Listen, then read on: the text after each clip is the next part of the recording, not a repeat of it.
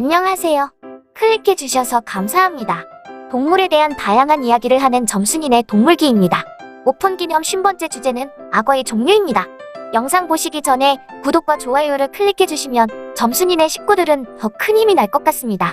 그럼 지금부터 시작합니다. 보통 사람들은 악어라고 하면 다 비슷하게 생겼지만 크기만 좀 다른 여러 종이 있다고 생각을 해요. 하지만 새들을 제외하고 공룡과 제일 가까운 이 친구들도 각 종마다 개성이 넘칩니다. 사는 환경도 성격도 모두 다른 악어들은 3개의 과를 이루고 있죠. 그 중에서도 우리에게 가장 잘 알려진 친구들 엘리게이터와 크로커다일을 중심으로 간략하게 이야기해볼게요. 엘리게이터와 크로커다일은 같은 악어목에 속해 있지만 과 단위로 내려가면서 갈라집니다. 당연하게도 엘리게이터는 엘리게이터과에 크로커다일은 크로커다일과에 속해 있어요. 그러므로 두 친구들은 완전히 다른 종이며 그냥 먼 옛날 같은 조상에서 갈려져 나온 사이랍니다. 크로커다일은 민물과 바닷물 모두에서 살아가고 있습니다. 반면에 엘리게이터는 민물에서만 산다고 봐도 무방하죠. 가끔 강하고 해서 민물과 바닷물을 왔다 갔다 하긴 하지만요. 두 친구들이 같은 곳에서 살아가는 경우는 없지만 유일하게 지구상의 단 한 곳, 미국 플로리다의 에버글레이즈 국립공원에서는 크로커다일과 엘리게이터가 공존하고 있습니다. 크로커다일과 엘리게이터의 가장 분명한 차이는 그들의 외모에 있습니다. 크로커다일은 길고 뾰족한 주둥이를 가졌지만 엘리게이터는 그만대로 짧고 둥근 주둥이를 가졌어요. 위에서 봤을 때 크로커다일은 V자, 엘리게이터는 U자 모양의 주둥이를 가졌다고 생각하면 쉽습니다. 그리고 엘리게이터가 입을 다물었을 때 아래쪽 이빨이 밖에서 보이지 않습니다. 그러나 대조적으로 크로커다일이 입을 다물었을 때는 아래쪽 4번째 이빨이 밖으로 드러나죠. 그래서 마치 웃는 것처럼 보이기도 합니다. 이렇듯 엘리게이터의 입이 더 넓기 때문에 더 강한 힘을 낼 수 있어서 크로커다일은 공략하지 못하는 거북의 등껍질도 부숴서 먹을 수 있습니다. 그리고 두 친구들은 채색에 있어서도 차이가 있는데 크로커다일은 비교적 밝은 색을 띠고 있으며 약간의 갈색이 보이기도 하죠. 그러나 엘리게이터는 어두운 색을 띠며 검정과 회색이 섞여 있습니다. 크로커다일과 엘리게이터 모두 예민한 감각을 가지고 있는 훌륭한 사냥꾼들이에요. 물속에서 물 밖을 볼 때도 뛰어난 시력, 야간에도 먹잇감을 찾을 수 있게 만드는 세로 동공, 예민한 청각 등 사냥꾼이 갖춰야 할 기본템을 모두 갖추고 있죠. 그리고 두 친구들 모두 수압의 변화를 감지해서 먹이를 찾아내는 역할을 하는 기관을 턱 밑에 가지고 있습니다. 그래서 흙탕물 속에서도 사냥감을 놓치지 않는 거죠. 또한 이 친구들은 모두 먹이를 씹는 걸 좋아하지 않아요. 잡은 먹이를 통째로 삼키거나 그게 좀 어렵다면 큰 덩어리로 나눌 뿐이죠. 하지만 결정적으로 다른 점이 있어요. 크로커다일은 엘리게이터보다 더 기능적인 염분 배출샘이 있어서 엘리게이터보다 더 많은 소금기를 걸러낼 수 있죠.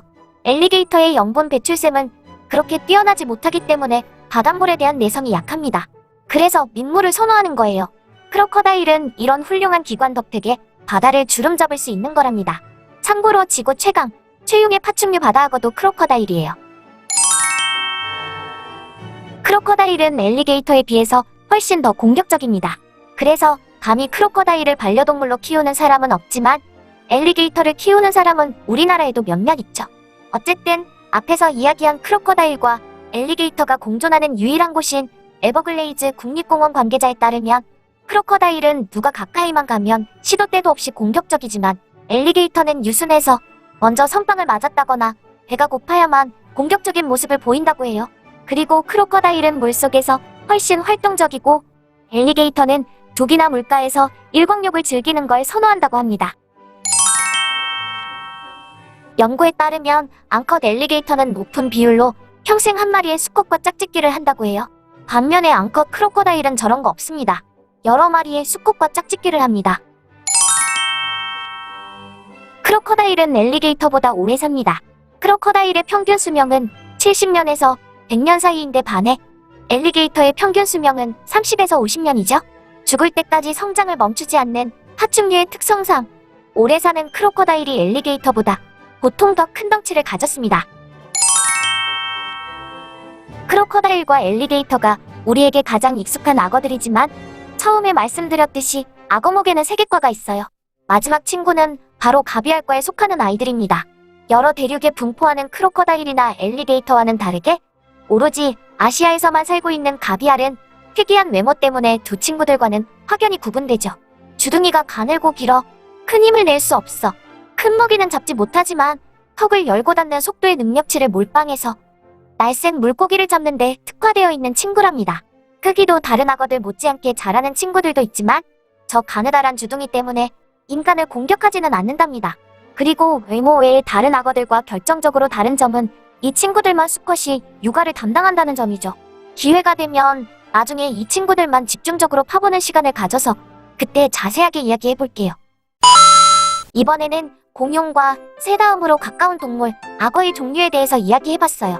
쉽게 정리하면 현생의 악어목에 속하는 친구들은 크로커다일과 엘리게이터과 그리고 가비알과로 나눌 수 있고 각각의 개성이 뚜렷하다는 거예요.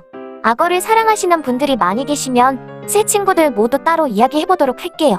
그런 분들이 많았으면 좋겠어요.